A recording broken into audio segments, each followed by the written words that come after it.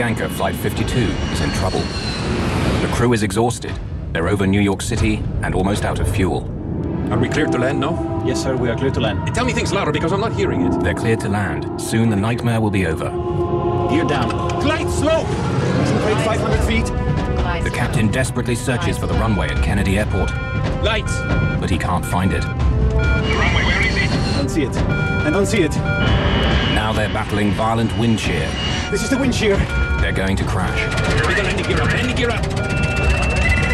The plane has hardly a drop of fuel left. They cannot land.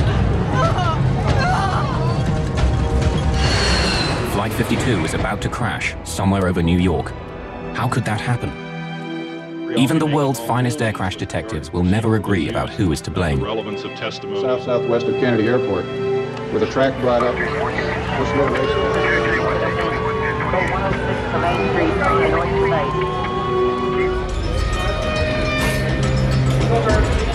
January the 25th, 1990. Air traffic controllers have been nervously tracking a massive low-pressure system approaching the northeast coast of America. There was a system moving through the Great Lakes, moving east. There was a couple other systems converging. And a lot of times they'll converge in the New York area there, and the whole northeast will go down.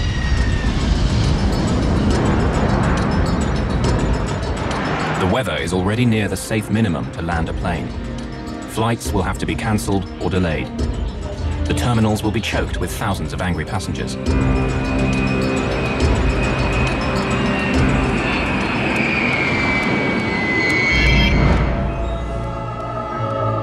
Despite the terrible weather, the air traffic managers in Washington, D.C. order controllers at Kennedy Airport in New York to set a high landing rate.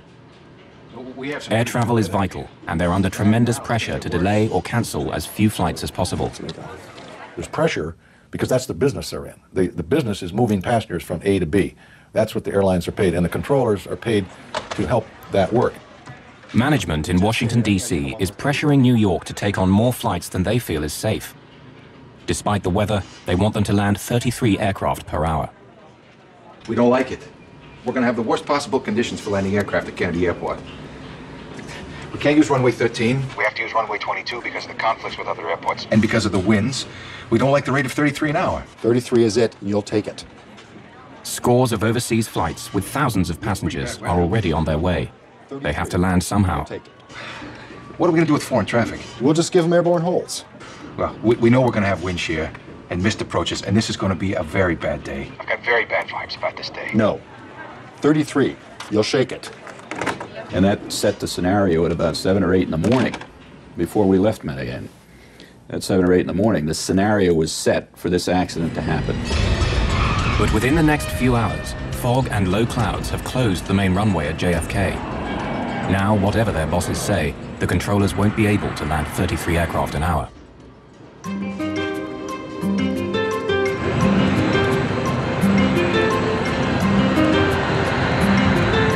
Nearly 4,000 kilometers to the south in Colombia, it's a warm, sunny day with not a cloud in the sky. Avianca Flight 52 is now boarding passengers for New York, among them Miriam and Luis Montoya and their 2 young daughters. After a short business trip, Nestor Zarato is traveling home to New York. I received a telephone call telling me that if I could be in the airport in half an hour and not ask any questions or request anything, I would get on the direct flight to New York. In the cockpit, flight engineer Matthias Moyano monitors the loading of about 6,000 kilos of fuel, making a total of some 36,000 kilos. Enough for the journey, plus an extra 2 hours flying time. Bianca 05, heavy, request clearance for takeoff, runway 11. Just after 3 o'clock in the afternoon, Avianca 52 takes off from Medellin with its maximum allowable fuel load. The Colombian airliner heads north for the United States with 158 passengers and crew. By early evening, deteriorating weather has made flight operations at JFK appalling. Continue to the left, heading 230 vectors and holding for Cameron again. With no way of turning back the overseas flights, aircraft are forced to circle round endlessly, waiting to land. Turn left. There is a wind shear alert on final at 1,500 feet. Turn left. Controllers work frantically to keep track of the growing number of aircraft now in the skies over New York. Airlines 251, you are clear to land. JFK, any idea how long those delays are going to be? I talked to someone else over there, no idea. I'm holding over here. Delay's indefinite due to the weather. The traffic's missing the approaches. They're going around. I just can't give you a good answer. Your guess would be as good as mine. That's the best I can tell you.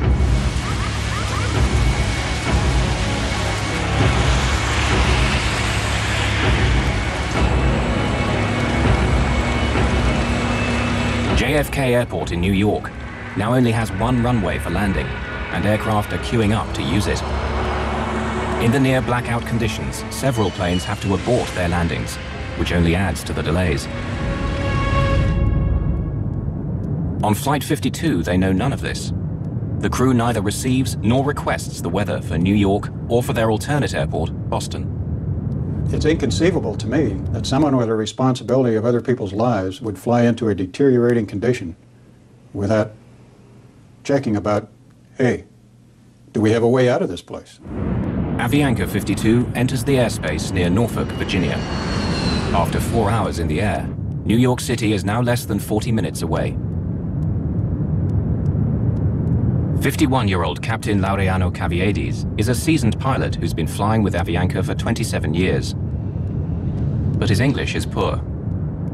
All communications with air traffic control will be handled by the 28-year-old co-pilot, Mauricio Klotz. The third man in the cockpit, flight engineer Matthias Moyano, is experienced, but like co-pilot Klotz, he has only 4 months of flight time in the 707. They were a highly experienced flight crew who had been into New York several times previously on behalf of Avianca. So they were familiar with the route and the procedures, and highly experienced pilots. Washington, good evening. Avianca 052 Heavy, flight level 370. Avianca 052 Heavy, Washington Center, roger. Avianca 052, I'd like you to make a right 360-degree turn, and I need you to get a pencil ready for holding instructions at Norfolk. Okay, 360-degree right turn at Norfolk, Avianca 052 Heavy. Avianca 052, you ready to copy your holding instructions? Go ahead, sir. Right, Avianca 052, you are clear to the Norfolk port tack. Hold south on 174 with right turns and 20-mile legs. Flight 52's troubles are about to begin. They're being diverted out over the Atlantic Ocean near Norfolk, Virginia, and placed in a holding pattern. Here, the aircraft will fly an elliptical racetrack pattern while it waits for further instructions from air traffic control. They don't know about the bad weather ahead, but with enough fuel for more than 2 hours of flying, there's no cause for alarm.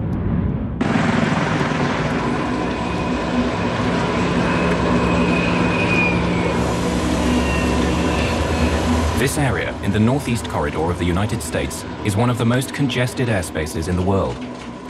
Incoming traffic from overseas is routinely directed through a pipeline of controllers before being cleared to land at one of 3 major airports in the New York area: JFK, LaGuardia, and Newark. Tonight, Avianca 52 will come under the direction of more than 6 controllers, each of whom is trying to get the aircraft now circling over New York safely down on the ground. Just got off the line. It's indefinite holding at this time. 080. We just had 3 missed approaches on 22, right? We just went below the minimums. We just had 4 misses on 22, right? Which is our primary runway. The visibility is getting worse, and it's worsening. All right, how many are you holding? Well, we're still holding the 12 or 13 we had earlier. We're expecting some pretty lengthy delays in another hour, so. While air traffic controllers try to cope with the increasing backlog of flights, Avianca Flight 52 circles for 19 minutes over the Virginia coast, waiting for permission to continue its journey to New York. Avianca 052, expedite descent through level 33. Just leave flight level 330 within 3 minutes, please. Okay, we'll leave 330 within 3 minutes. Avianca 052 Heavy. The Avianca jet is on its way to New York at last, but they have no idea of the trouble that awaits them.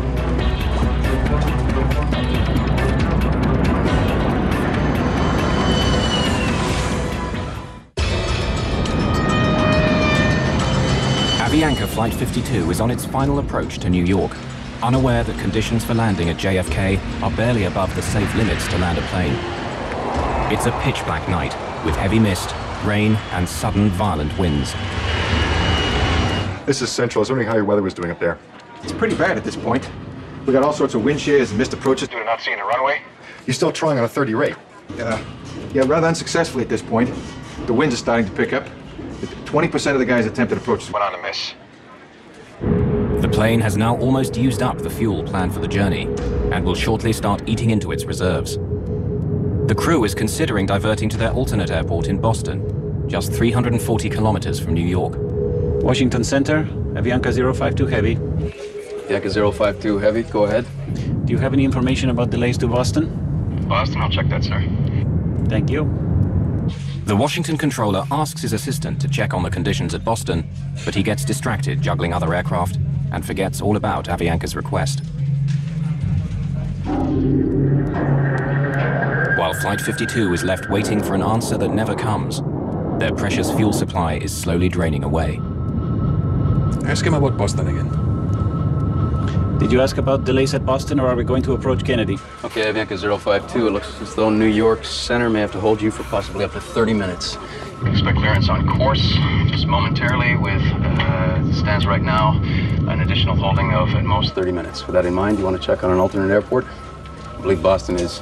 I'll check on Boston. Okay. We're now descending to 190 and expecting information about Boston.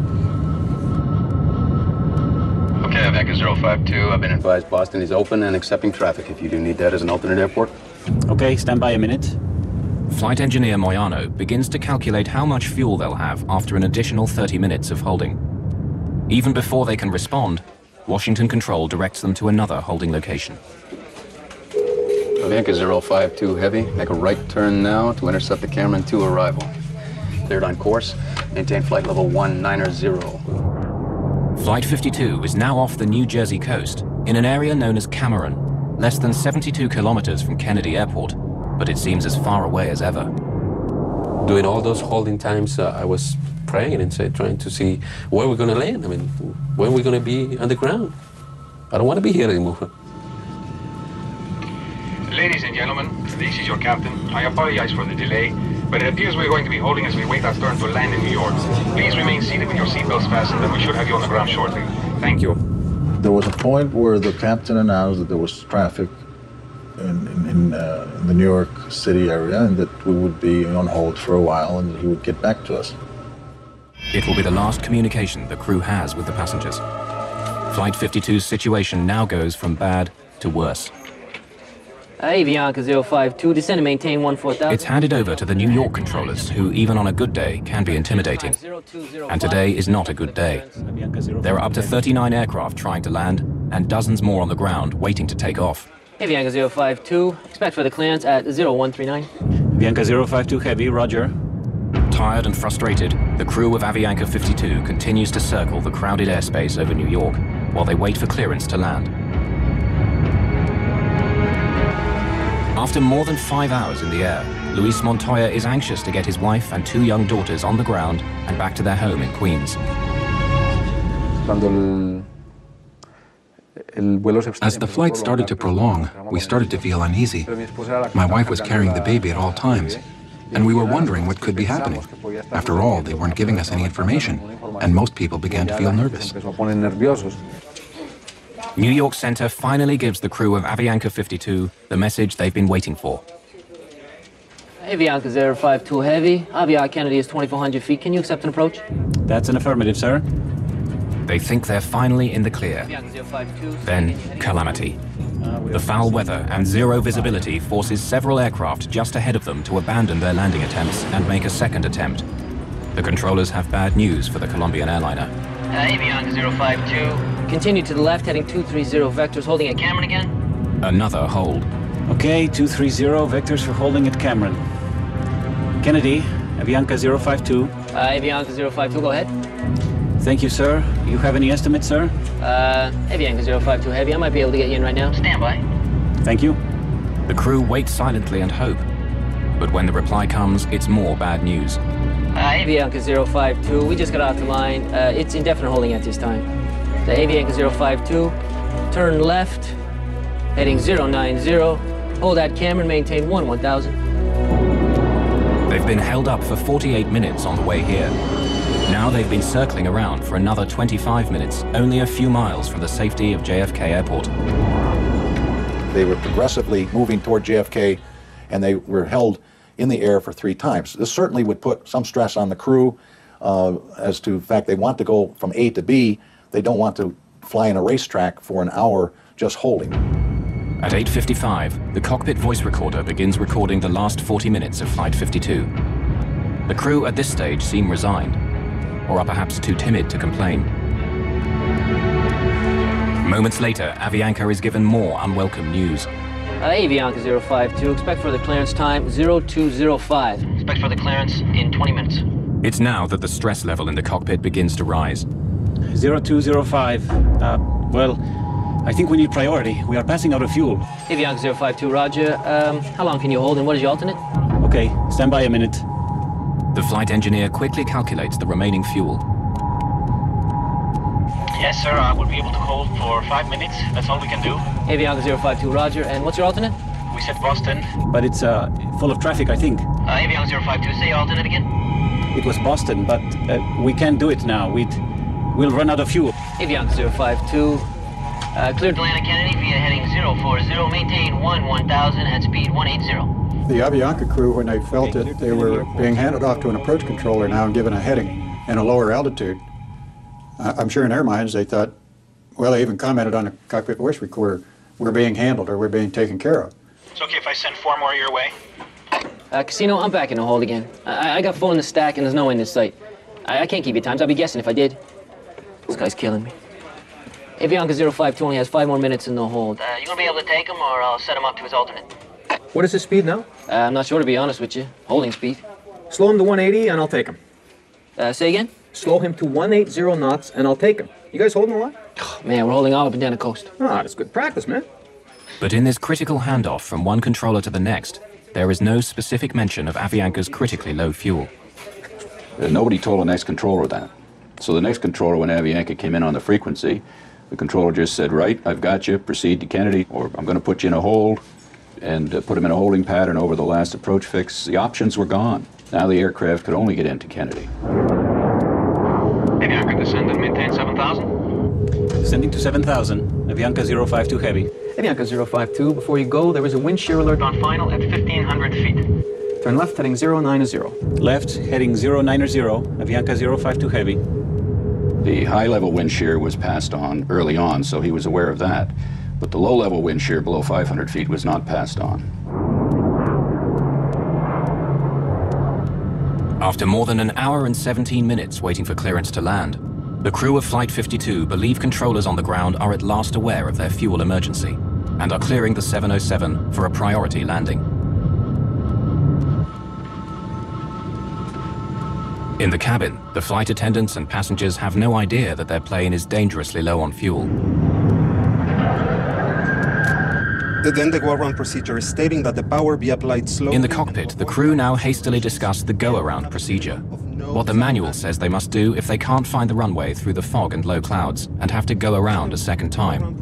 It's standard procedure. Power be applied slowly and to avoid rapid accelerations and to have a minimum of nose-up attitude. To maintain what? Minimum nose-up attitude. That means... Flight engineer Moyano is concerned that if the captain were to pull up the plane's nose too sharply, all the remaining fuel would slosh to the back of the tank, causing engines to stop. Covered on fuel during the go-around. What it means is it doesn't contain fuel for feeding itself and a flameout could occur. And it is necessary to lower the nose again. Right now we are proceeding to the airport inbound. We have 17 miles. Roger. This means we'll have hamburger tonight. Avianca, descend and maintain 3,000. Descend and maintain 3,000. Avianca 052 heavy. 3,000 feet. They got us. They're already vectoring us. No, they are descending us. And they are giving us priority. Avianca 052 heavy. Contact Kennedy Tower 119.1. Good day. Only minutes before landing, Flight 52 is handed off to a JFK tower controller whose shift is about to end. Avianca 052 heavy, Kennedy Tower 22 left. You are number 3 following 727 traffic on a 9-mile final. Avianca 052 heavy, roger. Can I lower the landing gear yet? No, I think it's too early. If we lower the landing gear, we have to maintain a very high nose attitude. So desperately low is their fuel that the first officer wants to delay putting down the landing gear, which will increase the aircraft's drag, requiring more power and using more of what little fuel they have remaining. I was so happy. For me, it was like a joy. I mean, we're going to land soon, and this is going to be the end. Avianca 052, what is your airspeed? Avianca 052, 140 knots. Avianca 052, can you increase your airspeed 10 knots? 10? Okay, 10 knots, increasing. Increase, increase. 10 knots more. Tell me things louder because I'm not hearing it. Lower the gear. Gear down. Avianca 052, 22 left, wind 190 at 20, cleared to land. Clear to land, Avianca 052 heavy. Wind check, please. 190 at 20. With the weather deteriorating and flying on fumes, the crew of Flight 52 will have only one chance of getting their 149 passengers safely on the ground. Avianca 052, say airspeed. 145 knots. Are we cleared to land, no? Yes, sir, we are clear to land. Stand by. Flaps 50. Landing checklist complete. It was extremely important that Avianca 52 landed on their first approach to JFK. The voice recorder revealed that the captain was certainly quite concerned about the fuel state, and he was talking aggressively with the first officer, putting out flaps, getting the airplane configured. It was time for the flight engineer to say, this is the only approach we're going to be able to make, and he didn't. Give me 50. Flaps 50 now. All set for landing. Standing by for lights. Slightly below glide slope. 1,000 feet above field. Instruments cross-checked, slightly below. Stand by for lights. Stand by. The wind is slightly from the left, 190 to 20. Below glide slope. With about 10 minutes of fuel remaining, and nearly 4 kilometers from the runway, Flight 52 finds itself flying into violent wind shear, forcing them to slow the plane down. They were getting like 60 knots of wind on the nose, and then as they descended on down through about 500 feet to the ground, they were down to 20 knots. So that's 40 knot change and 1,000 feet of elevation. That's a lot. This is the wind shear. Now the wind changes direction. It's pressing them down towards the ground. Glide slow. Glide slow. It's in grade 500 feet. Glide slow. The captain desperately searches for the runway, but it's shrouded in low clouds and fog. Terrain. Lights. The runway, where is it? I don't see it. I don't see it. The plane's warning system is telling them that they're about to crash.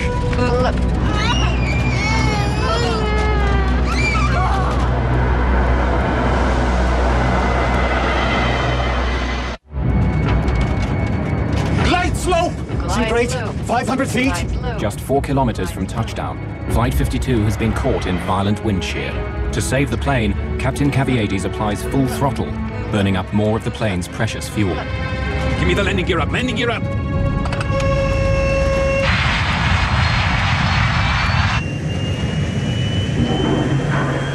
The airplane was about 200 feet above the ground, about 2 miles from the runway, which was well below the glide slope and very dangerous. So the airplane almost crashed on its first approach. When you get a missed approach, now it changes the whole ballgame. Request another traffic pattern. Executing a missed approach. Avianca 052 heavy. The operation of pulling the plane up in the missed approach was a very violent one. I don't know what happened with the runway. I didn't see it. I didn't see it either. I didn't see it. Avianca 052, you were Making a left turn, correct, sir? Tell him we are in emergency. 2,000 feet. That's right, to 180 on the heading, and we'll try once again. We are running out of fuel. Okay. What did he say? I already advised him that we are going to attempt again. Advise him we are in an emergency. Do you tell him? Yes, sir, I already advised him. But the tower controller, at the end of his shift, transfers Avianca 52 to his counterpart in approach control. They'll have to begin all over again. Contact approach on 118.4. Approach, Avianca 052 heavy. We just missed a missed approach and we are maintaining 2,000. Flaps 14. Avianca 052, heavy New York. Good evening. Climb and maintain 3,000. Advise him we don't have fuel. Climb and maintain 3,000. We are running out of fuel, sir. Okay, fly heading 080. Did you already advise him we don't have fuel? Yes, sir, I already advised him. We are going to maintain 3,000 and he's going to get us back. As they get back in the pattern and circle the field and come back in again.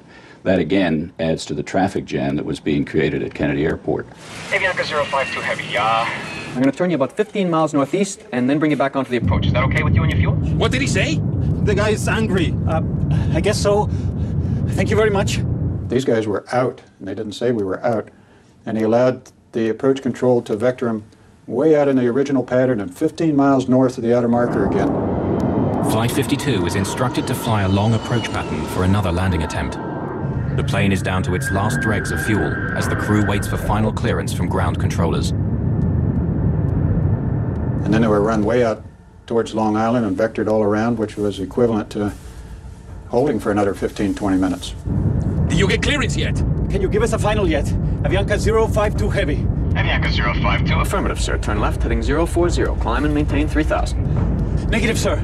We are running out of fuel. Okay, turn left, heading 310, sir. Set flaps 14. Okay, and you're number 2 for the Approach. I just have to give you enough room so you can make it without having to come out again. Okay. We're number 2 and flying 360 now. Avianca 052 heavy, turn left, heading 330. The lights in the aircraft start to flicker, a sign that the engines are being starved of fuel. 330 on the heading, Avianca 052. Once there's no fuel flowing through the pump out of the tank, an amber light comes on to tell you that tank is empty.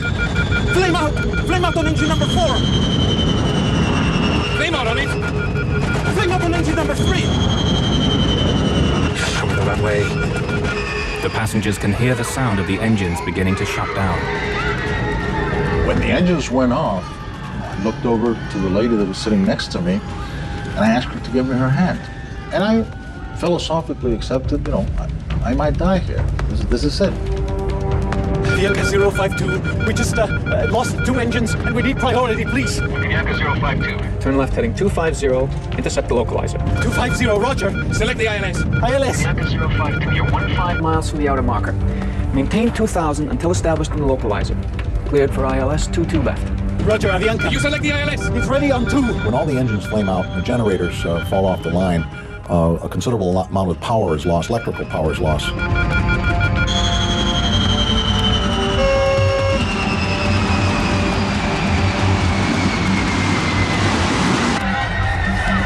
In the cabin, the screams, the crying, and then this terrible sound of the wind against the fuselage as the plane drops from the sky.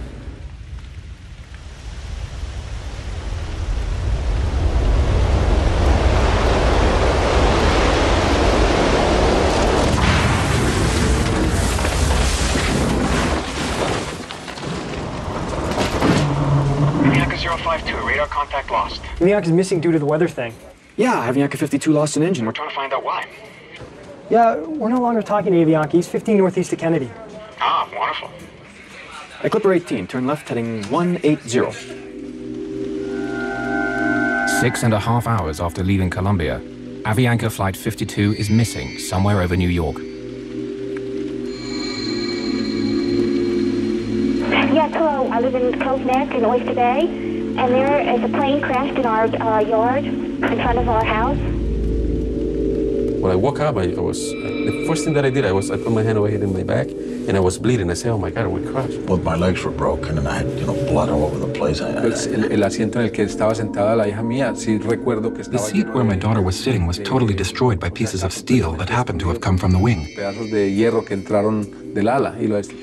I found my baby Daniela amongst the pieces of a torn-up, twisted chair. And I picked her up like this, and she was drenched in blood. Bañada en sangre. Avianca Flight 52 has crashed on Long Island, New York, less than 28 kilometers from JFK Airport.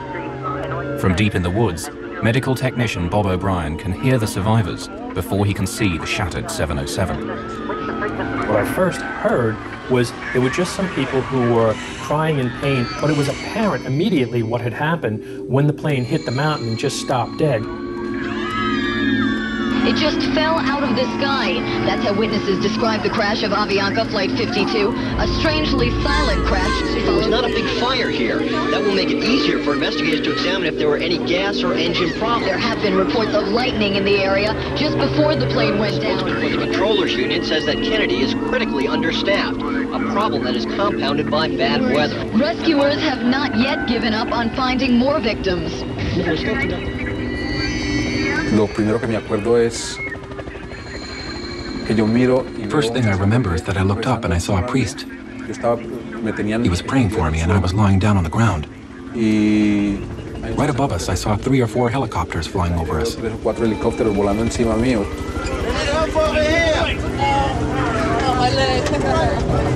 I managed to get up on top of the fuselage, and there's that door handle that says, in case of emergency, pull here. So I pulled that door handle, and that door handle just went but the door came open about 4 inches. And then I was able to flip that over, and I could just see piles and piles of people strapped in their seats. The extreme G-force of the crash has broken off the cockpit and catapulted it through a stand of trees and into the deck of a home some 30 meters from the impact site.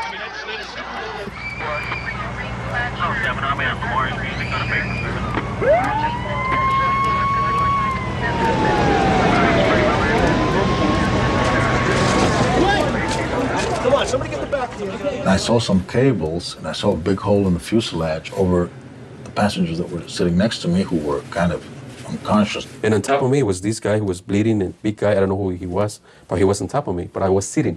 I pulled myself with those cables towards that hole, which was over the wing. I started screaming, hey, help me out, help me, take me out of here. And then somebody, when they realized that I was alive, they removed they took away the guy who was on top of me, and they took me out of the airplane. At that moment, a fireman was climbing on the wing, and he saw me, and he said, there's a guy here, and he pulled me out.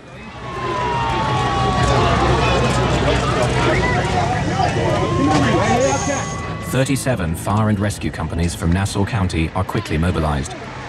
The rescue is the largest pre-9/11 operation of its kind in the New York area. That little girl was sitting up on the fuselage and she was crying, mi madre, mi madre. And that imprint of horror just was, you just in your mind's eye focus right back in on, I saw mi madre, I saw her mother. And I know what that little girl was seeing. It was horrible enough for me, and I'm a professional rescuer. I realized that my baby was dying, so I began to scream. Please help me. I had the baby here, please. The plane has crashed in the wealthy neighborhood of Cove Neck, near the home of the father of tennis star John McEnroe. Medics set up a makeshift triage unit on his lawn. When daylight breaks 10 hours later, 85 survivors have been pulled from the wreck.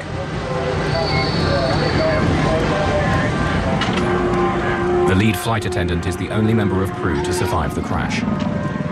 Of the 11 babies on board Flight 52, all but one are found alive.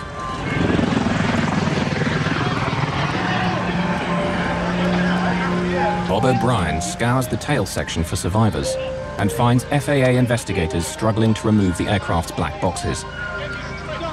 I grabbed the handle and just pulled the whole box out and took that out and brought that out the door and gave it to them.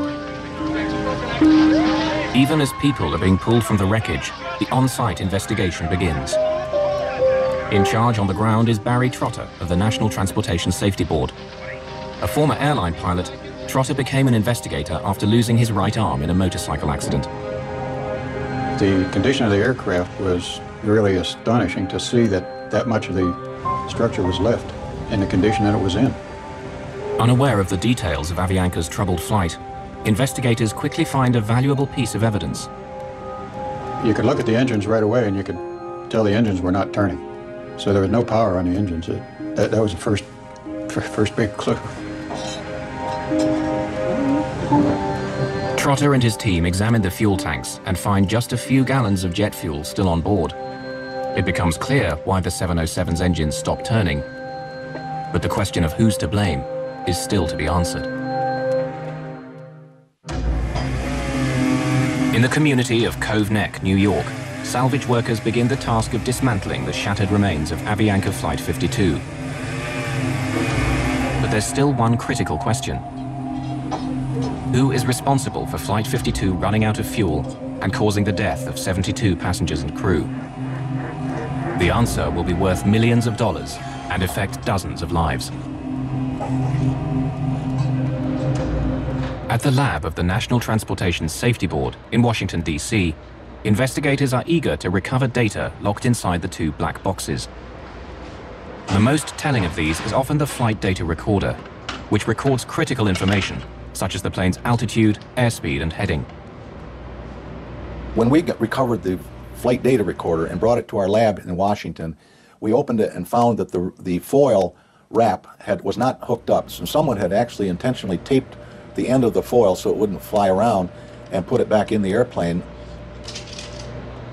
Without the crucial flight data recorder, investigators rely heavily on Flight 52's cockpit voice recorder, which is found with more than 40 minutes of voice recordings of the crew and communications between the first officer and air traffic controllers.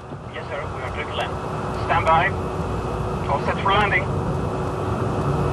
Below glide slope.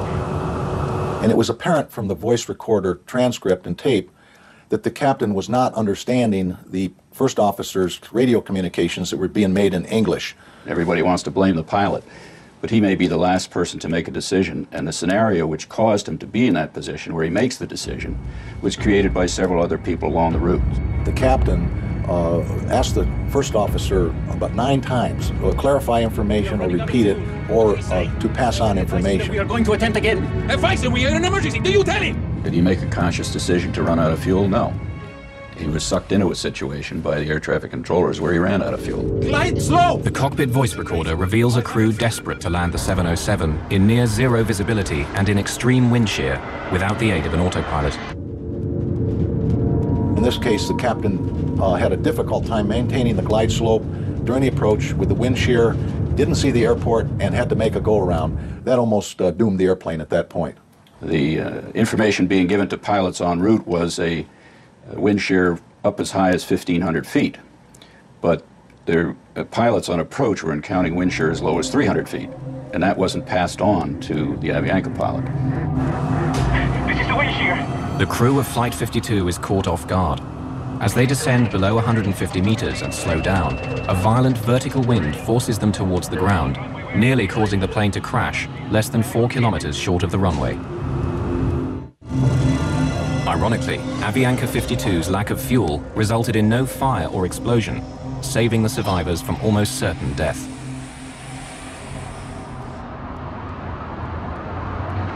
If the flight would have found some level ground, it was conceivable he would have slapped the fuselage down and slid to a stop. With no fuel, there would have been no fire. And I think it's very possible that most of the people would have survived it in that case. As the hearings into the crash begin, lawyer George Tompkins is confronted by controllers who maintain that the Avianca crew failed to use the word emergency, instead using the word priority to communicate their situation. The government took the position that the pilot never declared an emergency, so no one knew that he had a problem. But saying you're getting low on fuel and saying you cannot make your alternate, the word emergency is not necessary to say. Negative, sir. We are running out of fuel. We just lost 2 engines and we need priority, please. And they thought they were telling them when they said we need priority. Para nosotros en español, la palabra prioridad significa... In Spanish, for us, the word priority means first. Corre a mí, te estoy necesitando. Attend to me, run to me. I need you right now. No sé si es que... I don't know if priority in other languages means that you can wait. Significa que puedes esperar. Avianca 052 only has 5 more minutes in the hold. You gonna be able to take him, or I'll set him up to his alternate? What is his speed now? I'm not sure, to be quite honest with you. Holding speed. The NTSB concludes that air traffic's handling of Avianca 52 was proper, considering the information they were getting from the flight crew. Many of the passengers are shocked and outraged by what they feel is a gross injustice, that air traffic control is found blameless. Avianca sues the Federal Aviation Administration, which employs the air traffic controllers, saying they should have done more when Flight 52 told them they were running out of fuel. The FAA settles and ends up paying around 40% of the estimated $200 million compensation due to the victims. If you listen and read the tapes, the transcripts of the tapes of each air route traffic control center along the route, and the final, the New York TRACON, New York Tower, Kennedy Tower, you'll find 20 places where this accident could have been avoided if somebody had done something differently. Among the 85 survivors who escaped the shattered remains of Flight 52 are the Montoya's 2 daughters. Daniela, the baby covered in blood, is now a healthy teenager preparing for college. The day just before the flight, we took a long trip to visit the Virgin Mary. This is a very important sanctuary in Medellin. Perhaps it was a miracle of God and the Virgin that the 4 of us survived. It was a miracle, and we feel blessed by that. For many of the survivors, recovering from their injuries has been easier than coming to terms with the reason why Flight 52 ran out of fuel. I had to learn to walk from scratch. It's difficult enough to deal with the injuries It makes me very angry to think that a plane went down with 161 souls and had almost half the people lost their lives because of a word.